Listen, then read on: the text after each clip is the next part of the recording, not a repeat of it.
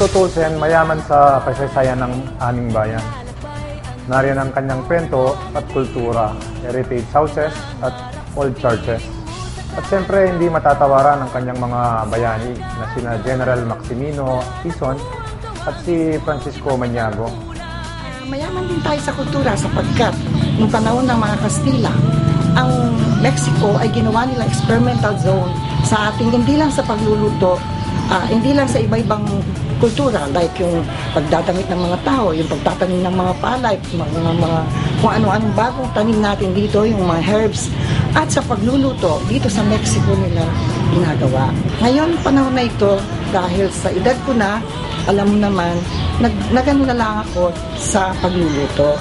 Kaya ginawa ko lahat, kung paano natin makuha lahat-lahat ang mga recipes na forgotten recipes, gumawa nga ako ng cookbook. At ito'y dinededicate ko sa bayan ng Mexico. At yung aking Panansilo de San Nicolas, which kilala buong mundo ang Mexico sa paggagawa ng San Nicolas, ay ginawa pa dito yan simula pa noong 1600. Strategically advantageous ang lokasyon ng aming bayan. Ito ay may access sa North Luzon Expressway, karatig bayan namin ang City of San Fernando at ang City of Angeles. Malapit din ito sa paliparan ng Diosdado Macapagal Airport, kaya may tuturing namin na eksaktong-eksakto ang kanyang posisyon sa mapa para sa mga commercial at industrial investment, maging sa agricultural ventures. Belen, Mexico, bayan ng Mexico. Kung hindi sila pamilyar sa aming bayan, marahil sasabihin nila na may Mexico pala sa Pilipinas. Kung iisipin mo, hindi po talaga siya ganoon kakilala o kasikat. Pero alam ko, tinatahak na namin yung dang tungo sa pag-angat at darating yung panahon na hindi na namin kailangan ipagsigawan pa sa buong mundo na may Mexico sa Pilipinas. Sa paglipas ng panahon, marami na ang pagbabago ang dumating. Bilang tagapaglingkod sa ating bayan, dapat gumawa kami ng paraan at magkaroon ng initiative para makasabay sa pagbabago. Kaya naging goal ko is to bring about change sa Sangguniang Bayan. Kasi sa tingin ko, ito ay backbone ng isang local na pamahalaan. Kung walang maayos at matatag na legislatura, sa tingin ko, nakaimpil lang ang bayan namin at hindi kami makakausad sa pag-asenso. Ito yung tamang yugto para sa pagbabago. Inayos yung buong tanggapan at inorganisa ang aming kagawaran. Mula sa pagkakaroon ng sariling opisina ng mga Sangguniang Bayan members, hanggang sa pagkakaroon ng kanya-kanyang staff na makakatulong nila sa kanilang trabaho. Inayos din ang aming session hall na mas angkop sa pangangailangan ng aming tanggapan, lalong-lalo na sa pagsasagawa ng aming regular sessions at committee hearings. Gayon din ang pagpapabuti ng Office of the Sangguniang Secretary. At siyempre pa ang tanggapan ng Municipal Vice Mayor. Sumunod yung pag-preserve ng aming mga records. Ito kasi yung mga bagay na kailangan, lalo sa paggawa ng aming mga desisyon. At ito din yung maiiwan naming legacy o alaala sa aming mga pagsusumikap para sa aming bayan. Naglaan din kami ng sapat na pondo para sa trainings ng aming tanggapan.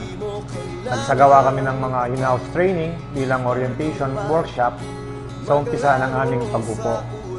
Nagkaroon din kami ng team building at assemblies upang mas lalong maging buo at matatag ang samahan ng empleyado at ng mga elected officials.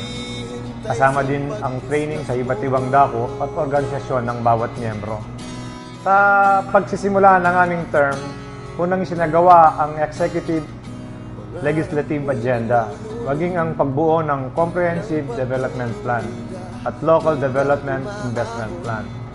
ELA is the most important planning tools for the town of Mexico to sustain the development towards the proper use of the planning tools in the government, like the intervention for the issues and problem of the locality in order to both the executive and legislative branch trust each other for the proper implementation of our projects in this locality for their 3 years term in order to establish more development in our locality.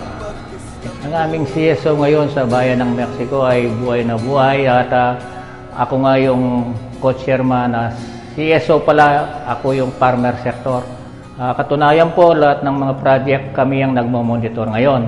Simula nung pagkaano ko dito sa CSO as co-chairman ng LPRAT, noong 2014, lahat ng na-accomplish na project ay pinamomonitor sa amin. Bilang CSO representative ay natutuwa kami ngayon. Isa pong karangalan para sa aming CSO ngayon na bigyan ng importansya kami ang pagmonitor. Kaya po nagpapasalamat kami sa LGU, sa mga sangguniang bayan, sa aming Vice Mayor at sa aming Mayor na sabi ko nga sa kasamahan kong civil society organization, ngayon lang tayo nagkaroon ng malaking partisipasyon sa project na ganito. Mula dito, nag-set ng targets ang aming tanggapan, ibinalangkas ang priority bills at higit na makakatulong sa aming mga kababayan at sa aming bayan. Narito ang Gender and Development Code at pagkakaroon ng GAD plans sa bawat taon. Ang pagpapahalaga sa ating mga kababaihan at kabataan ay napakahalagang bukasyon sa ating sanggunian, sapagkat sila ang higit sa lahat na dapat maproteksyonan ng ating bayan. Ang pagkakaroon ng mga programa ukol sa kanilang ikauunlad at ikatatag ay isa sa aming prioridad, maging ang pagkalinga sa mga naging biktima at pagbibigay ng nararapat na hustisya. Ordinances relating to privilege of senior citizens at educational assistance to students. Nais naming matutukan na ang mga naipanukalang batas sa sangguniang bayan na ukol sa ating mga senior citizens ay naipatutupad ng maayos at patuloy itong maipatupad sa mga susunod na taon sapagkat nais naming pangalagaan ang kanilang naging contribution sa ating bayan. Maging ang pagtutok sa pagpanukala ng mga batas na ukol naman sa edukasyon ng ating mga kabataan ay aming bibigyan pansin. Aid to individual on crisis situation. Ang pagkakaroon ng ordinansa na Aid to Individual on Crisis o AICS ay naglalayong tulungan hindi lamang ang ating mga kababayan na may karamdaman, maging ang mga kabataan na lalawak sa mga paligsahan, mga namatayan, nasunugan at iba pang kaugnay ng kalagayan, maging ang masusing pagtutuon sa mga budget ng ating bayan hanggang sa mga barangay ay isa rin sa mga napakalagang gawain at responsibilidad ng ating tanggapan. Comprehensive land use plan and zoning ordinances. Ang pagpasa sa batas ukol sa aming comprehensive land use plan and zoning ordinance ay kailangan sa aming bayan. Kinakailangan proteksyonan namin ang aming mga kababayan, hindi lang ang mga magsasaka, hindi lang yung mga negosyante. Kailangan maipasa ito para matugunan ang hamon ng panahon sa aming bayan. Katulad ng industrial zone, commercial lot, mga residential area para matukoy at mailagay namin sa tamang lugar at maproteksyonan namin lahat ang mga mamamayan at mga investor sa aming bayan. Adaptations of Disaster Risk Reduction Management Act at Disaster Risk Reduction Management Plan and Climate Change. Ang Disaster Management Act and Preparedness and Contingency Plan ay naglalayong isulong ang kahandaan ng ating bayan para sa mga sakuna at mga hindi inaasahang pangyayari. Laging una sa aming isipan ang kapakanan ng ating mga kababayan. Ang patuloy na pagkakaroon ng maayos at epektibong pamamaraan upang maiwas tayo sa mga sakuna ay isa din sa mga napakahalagang gawain ng Sangguniang Bayan. Ika nga, prevention is better than cure. Market code. Napapanahon ang naging akbang ng ating tanggapan ukol sa pagrebisa ng ating market code. Nilayan nito na unahin ang kapakanan ng ating mga lokal na negosyante na nagsisikap sa pagkakaroon ng disenteng kabuhayan. Gayon din ang pagpapasanukala ng CCTV ordinance sa ating mga business establishment ay isang mahalagang akbang upang makatulong sa pagsugpo ng krimen at pagpapanatili ng seguridad sa ating mga negosyante. Gayon din ang pagtulong ng mga akbang upang mapanatiling maayos ang mga pagtakbo ng mga gasoline station sa ating bayan.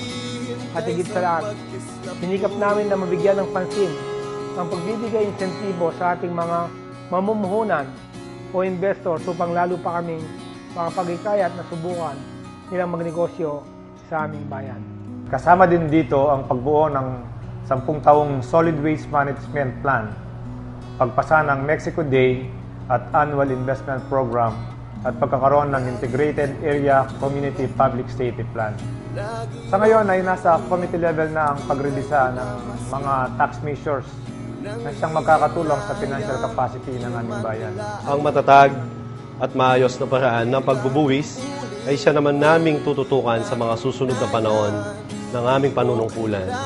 Na higit na pinansyal na kakayaan ng ating lokal na pamahalaan, ang proyekto nito na lalong makikinabang ay ang ating mga kababayan na isang napakalagang mitiin upang lalo nilang madama ang ating pagkalinga sa ating mga kababayan. Maging ang Health and Sanitation Code.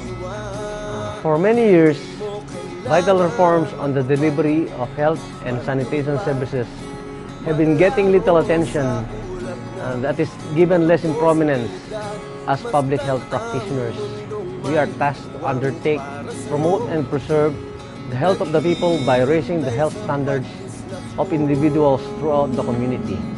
With the impending enactment of our local sanitation code, it will ensure promotion of sustainable sanitation that does not extend only with the availability of toilet facilities inside the house, but extends deeply to complete community-wide sanitation systems that involve a comprehensive review and implementation of the national sanitation programs, taking into consideration the practices and standards applicable to the trending settings. Importante din ang ugnayan sa ating mga barangays upang malaman ang mga batas na maaaring i-endorso sa ating plenaryo. Bilang ABC President ng Liga ng mga Barangay, napakalaga ang ugnayan na mapalakas ang kalaman ng pangangailangan ng bawat barangay kaugnay sa kaayusan ng barangay. Isa sa mga priority na ordinansang na ipasa namin sa sanggunian ang MAPLER Ordinance at kaayusan regulation ng mga HAMS. Importante na mabago ang nahagilwan ng Sangguniang Bayan na tagapasalamang ng batas bagkus ito ay dapat aktibo sa bawat larangan. Higit lalo na sa panahon na ito na sobrang aktibo ang ating mga kababayan. Lalo na ang mga kabataan sa internet, kaya binigyan naming pansin ang pagkakaroon ng social media account upang lalong mas mailapit ito sa taong bayan na may mulat ito sa ating mga kabataan. Nagsagawa din ang tanggapan ng mga outreach activities kagaya ng pagtulong sa mga Typhoon Yolanda victims sa pamamagitan ng donations ng ating mga kababayan, maging ng mga empleyado ng ating lokal na pamahalaan na ibinigay namin sa Philippine Red Cross. Maging ang pagbo-volunteer sa DSWD packaging. Nagbigay din ng kaunting tulong ang ating mga kasamaan sa aming community hospital. Kapag malakas at may kakayanan ng bawat sangkap ng Sangguniang Bayan, tiyak na makakamit nito ang minimiting pagbabago. Okay, the importance of working active local sanggunian. All local legislative measures being passed by the executive were done on time, especially the local codes that are needed, the environmental code, the tourism code, the investment code, the GAD code, which are very vital in governance. All resolutions needed to improve the living conditions of the Mexicanos were legislated on time, particularly the bottoms-up budgeting projects, which was started in Mexico from calendar year 2014, 2015. We have planned for 2016, which is to be implemented this first quarter of 2016, and now the 2017 local poverty reduction plan, which have to be adopted and approved by the local Sangguniang Bayan. The working Sangguniang have attracted local civil society organization to participate in governance, particularly in the accreditation of the local CSOs operating in Mexico. Now they work hand in hand too with the local chief executive and the legislative body to act measures to alleviate the living conditions of the Mexicanos. Darating ang araw na kasama na kami sa mga angat sa larangan ng mabuti at maasahan na legislatura na may pagpapalaga sa kanyang mamamayan at sa kanyang pamayanan. At doon sasabihin nila, sa bayan ng Mexico, masaya ang experience dito, kaya babalikan ko to. Tara po, tuloy kayo sa bayan ng Mexico. Experience Mexico in the Philippines. Experience Mexico in the Philippines. Experience Mexico in the Philippines. Experience Mexico in the Philippines. Experience Mexico in the Philippines. Experience Mexico in the Philippines.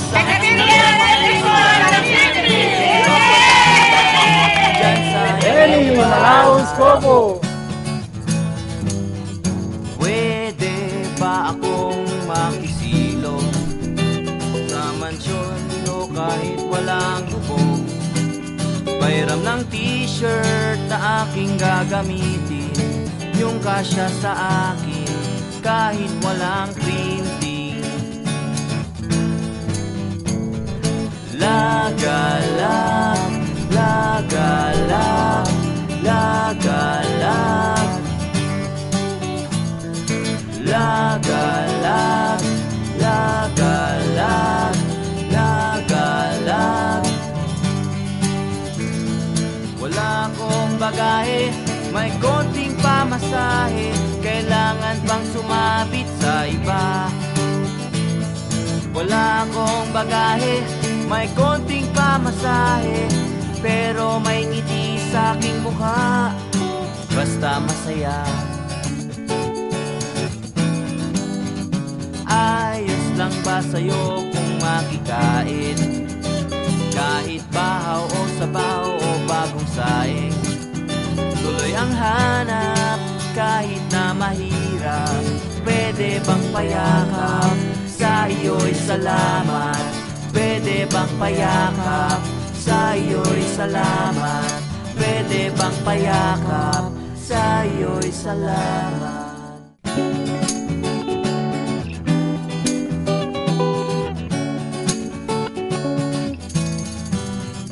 Palakad-lakad kung saan-saan, ako'y naghahanap ng matutuluyan. Kumatok ako sa isang pintong makulay. Pwede bang patambay dyan sa inyong bahay? Pwede ba akong makisilong sa mansyon o kahit walang bubong? Pairam ng t-shirt na aking gagamitin, yung kasya sa akin kahit walang printing. Lagalag, lagalag, lagalag, lagalag, lagalag, lagalag. Wala akong bagahe, may konting pamasahe, kailangan pang sumabit sa iba. Wala akong bagahe, may konting pamasahe, pero may ngiti sa aking mukha, basta masaya. Ayos lang lang ba sa'yo kung makikain? Kahit bahaw o sabaw o bagong saing, tuloy ang hanap kahit na mahirap. Pwede bang payakap? Sa iyo'y salamat. Pwede bang payakap? Sa iyo'y salamat. Pwede bang payakap? Sa iyo'y salamat.